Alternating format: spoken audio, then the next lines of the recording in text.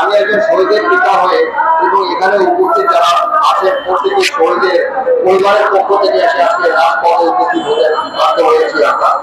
আজকে আমরা আমাদের বিচারের দাবিতে শহীদ পরিবার প্রকল্পে কমিটি গঠন করেছি আমরা, কারণ আজকে আমরা আমাদের শহীদদের ন্যায্য অধিকার, ন্যায্য বিচার এবং ন্যায্য মর্যাদা তাদেরকে আমরা দিতে পারি নাই।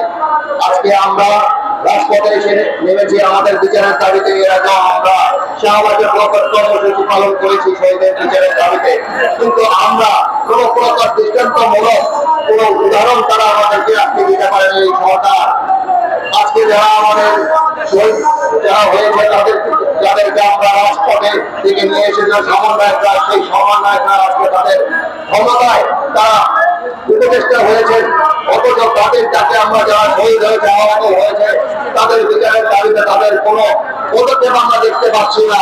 এই যদি হতে থাকে তাহলে আমরা আমাদের বিচারের দাবি আমাদের জন্য আমরা কোথায় যে দাঁড়াবো? সমগ্র বাংলাদেশ আজকে এই বিচারের দিকে তাকিয়ে আছে, কিন্তু আমাদেরকে কোনো উদাহরণ বিচারের কোনো প্রক্রিয়া তার বাস্তবায়ন করতে পারে নাই। এই প্রক্রিয়া যদি এভাবে চলমান থাকে তাহলে আমাদেরকে আমাদের মামলা প্রত্যাহার করে নিয়ে সমন্বয়কদের বিরুদ্ধে আমাদের মামলা করতে হবে, সমন্বয়কদের বিরুদ্ধে আমাদের আইনানুগ ব্যবস্থা নিতে হবে।